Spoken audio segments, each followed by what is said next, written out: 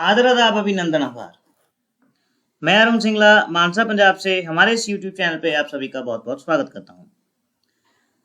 तो दोस्तों, आपको पता ही है कि अभी केबीसी की जो है लगातार कॉलिंग चालू हो रखी है फास्टर फिंगर फर्स्ट की। एक तो हम उस पर बात करेंगे कि कॉलिंग कितनी हो चुकी है और कितनी कॉलिंग होनी है, और इस बार क्या क्या जो है चेंजेस एक्सपेक्टेड हैं केबीसी में, वो सब बात इस वीडियो में करेंगे। साथ ही साथ जो हमारे सेशंस चल रहे हैं फास्टर फिंगर फर्स्ट पे, और कल हमने एक नया सेशन इंट्रोड्यूस किया था पिक्चर सेशन, उस पे जो है हम क्वेश्चंस लेके आए हैं आज। और ये सेशन थोड़ा मिक्स रहेगा, 2-3 क्वेश्चन हम फास्टर फिंगर फर्स्ट के डिस्कस करेंगे, वहीं 1-2 क्वेश्चन हम डिस्कस करेंगे इमेज बेस्ड।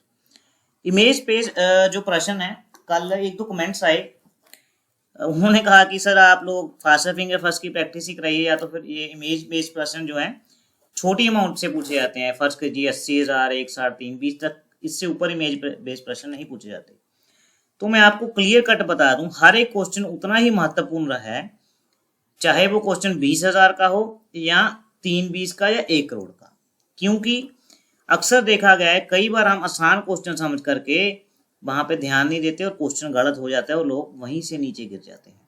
मैंने ऐसे बहुत से कंटेस्टेंट देखे हैं जो लोग आसानी के चक्कर में या ओवर कॉन्फिडेंस के चक्कर में नीचे गिर गए। मैं आपको ये कोई डराने के लिए बात नहीं कह रहा, सिर्फ बात इसलिए कह रहा हूँ क्योंकि आप किसी भी चीज को लीनियंट वे में मत लेके चलिएगा। ये जो चीज है, आपको हर एक क्वेश्चन का उतना ही महत्व है, क्योंकि एक क्वेश्चन अगर आप क्लियर करोगे तो ही नेक्स्ट क्वेश्चन आएगा। हमारा काम सिर्फ पैटर्न बताना है, बाकी आपकी मर्जी, चाहे देखो आप चाहे ना देखो। और दूसरा, जो लोग अभी मेरे साथ पहली बार जुड़ रहे हैं इस वीडियो के थ्रू, उनको मैं इंट्रोडक्शन दे दूं। मैं लास्ट ईयर केबीसी में एपिसोड नंबर 98 एंड 99 में फीचर हुआ था, जिसमें मैंने 12.5 लाख रुपए जीते थे। रुपए जीतने के साथ साथ बच्चन साहब ने मेरे को एक अपना पर्सनलाइज परफ्यूम भी गिफ्ट किया था, और साथ ही साथ उन्होंने बहुत सारा आशीर्वाद और प्यार भी दिया था। तो चलिए एक बार ये क्वेश्चन लेते हैं, बाकी बातें बाद में करेंगे। जैसा कि आप सबको पता है फास्टर फिंगर फर्स्ट का क्या रूल रहता है। मैं यहाँ पे क्वेश्चन पढ़ूंगा, फिर आपके सामने जैसे ही ऑप्शंस कहूंगा, ये रहे आपके ऑप्शंस, आपके सामने ऑप्शंस आ जाएंगे, जो कि आपको करीब 15 सेकंड का समय होगा। आप खुद का भी अपना टाइमर साथ लेके रख सकते हैं, ताकि आपको अंदाज हो जाए कि आप कितने सेकंड में आंसर लगा देते हैं। और दूसरा, आप लोग कमेंट बॉक्स में भी आपको कमेंट करना है, जो आप पहले क्वेश्चन नंबर डालोगे फिर उसका ऑप्शन डालोगे, ताकि आपको पता चल जाए कि आप कितने बढ़िया तरीके से सोच सकते हो। टीवी में देखना और बैठ के आंसर देना बहुत फर्क है, वहां पे जब आप जाओगे वहां आंसर देने में बहुत डिफरेंस है। इसलिए हम कोशिश करते हैं कि आपको उसी प्रकार के क्वेश्चन का स्टाइल मिले, ताकि आपको वहां पे अगर आप जाते हैं तो आसानी हो। चलिए रेडी। फास्टर फिंगर फर्स्ट का पहला प्रश्न आपकी स्क्रीन के ऊपर ये रहा। Arrange the following space missions in a chronological order as per their launch date. इन जो स्पेस मिशंस हैं, इनको इस प्रकार से सजाना है कि जो पहले आए थे, लॉन्च डेट जिनकी पहले थी उनको पहले, जिनकी लॉन्च डेट बाद में थी उनको बाद में सजाना है। मैंने आपको क्रोनोलॉजिकल असेंडिंग और डिसेंडिंग का मतलब समझाया था, आप लोग उसको ध्यान में रखते हुए इसका आंसर देना है। और ये रहे आपके ऑप्शंस। ऑप्शन है Luna 9, option B Chandrayaan 1, Apollo 11, और ऑप्शन बी आर्टेमिस। आपका 15 सेकंड का समय जब भी चल पड़ता है जब बच्चन साहब ऑप्शंस पढ़ते हैं। ध्यान दें, ऑप्शन पढ़ते पढ़ते ही 15 सेकंड कंप्लीट हो जाते हैं और आपका समय समाप्त होता है अब। सबसे पहले तो इसका सही क्रम जानेंगे। इसका सही क्रम है दोस्तों ए, लूना 9, जो कि 3 फरवरी 1966 में लॉन्च हुआ। उसके बाद ऑप्शन सी, अपोलो 11, जो कि 20 जुलाई 1969 में हुआ। उसके बाद ऑप्शन डी, आर्टेमिस, जो कि 17 फेब 2007 में हुआ। और ऑप्शन बी, चंद्रयान 1, जो कि 22 अक्टूबर 2008 में हुआ। अब आप लोगों को ये बताना है कि ये जो मिशंस हैं, ये कौन सी कंट्री द्वारा लॉन्च किए गए, ये आपको बताना है। अलग अलग कंट्रीज ने लॉन्च किए थे मिशन, कौन सी कंट्री ने कौन सा मिशन लॉन्च किया था, ये आप लोगों को कमेंट बॉक्स में दोस्तों बता देना है। अब बात करते हैं कि कमेंट में ना काफ़ी क्वेरीज आती हैं कि सर क्या गुजरात में कॉलिंग चालू हो गई, क्या चंडीगढ़ में कॉलिंग चालू हो गई। मतलब अपनी अपनी जगह का नाम डाल के लोग वहाँ से पूछते हैं कि वहाँ कॉलिंग चालू हो गई या नहीं। देखिए जो कॉलिंग है, मैं फिर से बता दूंगा आपको क्लियर कट, मुंबई और जो दिल्ली में अभी तक ऑडिशंस हुए हैं, कुछ ऑडिशंस हमें पता लगा था कि ऑनलाइन भी हुए हैं। जहां जहां भी ऑडिशंस हुए हैं सभी को जो कॉलिंग है वो कंसोलिडेटेड मेथड में की जाती है। ऐसा नहीं होता कभी भी कि पहले दिल्ली वालों को कॉलिंग आए, फिर या पहले मुंबई वालों को आए बाद में दिल्ली वालों को आए, ऐसा, या वाइस वर्सा, ऐसा कभी भी नहीं होता। कॉलिंग जो है मिक्स्ड बेस पे की जाती है। मैं आपको एक बात और भी क्लियर बता दूं, जैसे आप लोग देखते होंगे कि रिजर्वेशन होता है, सपोज करें मैं पंजाब का रिजर्वेशन है 2%, जस्ट सपोज करें, मान के चल रहा हूं मैं, तो लोग पूछते हैं वो रिजर्वेशन सिर्फ लेवल 1 और लेवल 2 के लिए होता है। लेवल 1 जो आपको पहले कॉल आता है, लेवल 2 जो अब आपका क्वेश्चन आंसर देने के बाद ग्राउंड ऑडिशनल कॉल आता है, सिर्फ उसी चीज के लिए वो चीज वैलिड रहती है। बाद में जो सारा क्राइटेरिया है वो क्राइटेरिया केबीसी की जो क्रिएटिव टीम है या केबीसी की जो पैनल के व्यक्ति हैं उनके ऊपर टोटली डिपेंड करता है कि कैसे आपका सिलेक्शन होगा या नहीं होगा। ये बातें आपका फॉर्म और आपका जो पीआई का देने का तरीका था वो सारा का सारा चेक होता है, उसी के बेस पे टोटली सिलेक्शन होता है। अब चंडीगढ़ में हो सकता है किसी को कॉल आ गई हो सकता है किसी को ना आई हो। ऐसा तो है नहीं कि चंडीगढ़ में एक व्यक्ति को कॉल आ गया और बाद में जो व्यक्ति बचे उन्हें कॉल नहीं आएगा, भी चंडीगढ़ की कॉलिंग खत्म ही हो गई, ऐसा नहीं होता। कॉलिंग जो है फेज्ड मैनर में की जाती है दोस्तों। फेज्ड मैनर माने जैसे पहले 1-2 हफ्तों को कॉल कर ली, फिर जब उनका टेलीकास्ट हो रहा होगा नेक्स्ट 2 वीक्स का शूट चालू हो जाता है, इस प्रकार से कॉलिंग चलता है। लेकिन स्टार्टिंग में वो थोड़ा बैकअप रखने के लिए इस बार कॉलिंग ज्यादा की गई, 4 से 5 हफ्ते की ऑलमोस्ट कॉलिंग हो चुकी है, क्योंकि स्टार्टिंग में थोड़ा उन्हें बैकअप भी रखना पड़ता है कि एपिसोड पहले तैयार करके रखने पड़ते हैं, जिस वजह से कॉलिंग थोड़ी जल्दी की जाती है। बाद में जैसे जैसे शो आगे बढ़ेगा, अगर पिछली बार की तरह 100 एपिसोड्स होते हैं, 100 एपिसोड में लगभग 200 लोगों को कॉल आएगा। 200 लोगों में से अभी तक करीब 50 लोगों को कॉल गया है, बाकी जो कॉलिंग है वो सारी की सारी पेंडिंग है।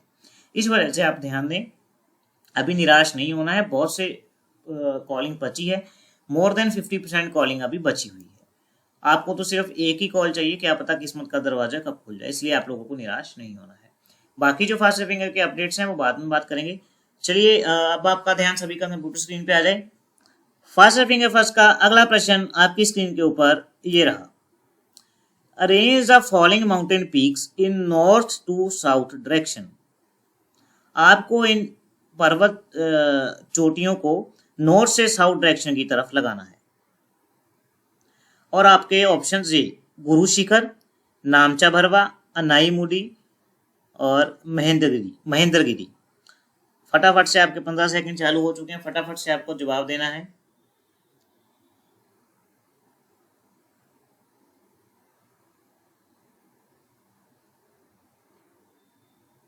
और आपका समय समाप्त होता है अब। देखिए सही क्रम जानने से पहले आप लोग देखें, हमने इस पे मैप इंसर्ट किया है।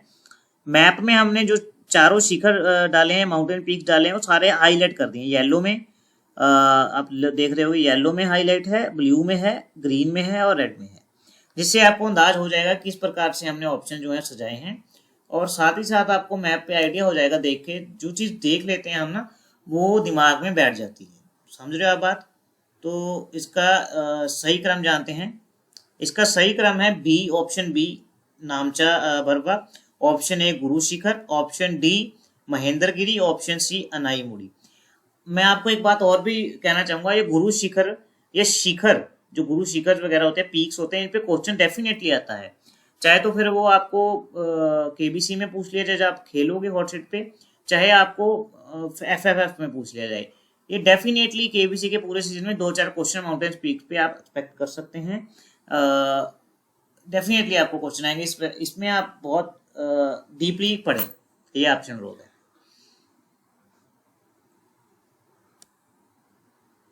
अगले आगे बढ़ने से पहले दोस्तों आज डिस्कस करेंगे कि इस बार जो मैंने पहले बताया था कि शायद से केबीसी का जो पैटर्न है कुछ यूं हो रहा है कि चैलेंजर वीक में केबीसी वाले कन्वर्ट कर रहे हैं। चैलेंजर वीक मैंने पहले एक्सप्लेन किया था, इस बार एक्सप्लेन नहीं करूंगा आज की इस वीडियो में। चैलेंजर वीक में जो सिलेक्शन है, क्योंकि इस बार पहले सिंपल कॉलिंग हुई थी, हमारे 7 बंदों को कॉल आया था, 7 में से 5 लोग ऐसे जिनको अभी कॉल आ चुका है कि जो आपका वीक है वो चैलेंजर वीक की तरह होगा, और उनके डेट्स अलग अलग थे शूट के, मतलब अलग अलग वीक था उनका।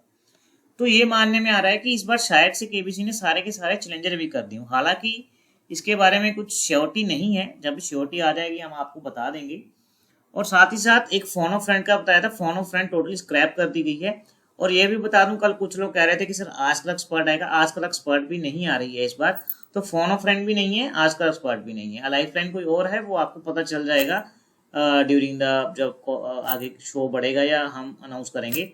लेकिन एक लाइफ लाइन और है जिसका मैंने ऑलरेडी संकेत अपने वीडियोस में दे दिया था, हो सकता है इस वीडियो में भी मैंने संकेत उसका दे दिया हो नाम का। और अब बात आती है कि जो कॉलिंग है, पहले जैसे कॉल आया था उनको, फिर उनको बाद में कॉल आ गया कि आपका क्रिएटिव आपका जो है वीक जो है इस बार चैलेंजर वीक की तरह होगा। और दूसरा उसके बाद कॉल क्रिएटिव टीम का भी उन्हें आ चुका है। तो ये डेफिनेटली तय है कि जो हमारे कंटेस्टेंट जा रहे हैं उनमें से 5 कंटेस्टेंट तो चैलेंजर वीक में खेलेंगे। उनका नाम और उनकी इंटरव्यू आप तक आ जाएगी जब वो एक पर उनका शूट हो जाए। डेफिनेटली वो आपका एक्सपीरियंस अपना एक्सपीरियंस आप लोगों के साथ शेयर करेंगे। तो चलिए आगे बढ़ते हैं। अगला प्रश्न आपकी स्क्रीन के ऊपर ये रहा, arrange the events of history in the chronological order. आपको हिस्ट्री के मुताबिक यानी इनको क्रोनोलॉजिकल ऑर्डर में लगाना है। जो ये घटनाएं हैं इनको आपने क्रोनोलॉजी जो पहले हुए पहले, जो बाद में हुआ उसे बाद में। और आपके ऑप्शंस हैं ये, A death of Aurangzeb, death of Chhatrapati Shivaji Maharaj, death of Jawaharlal Nehru, death of Mahatma Gandhi. आपका टाइम चल रहा है, फटाफट से आंसर दे दीजिए, फटाफट।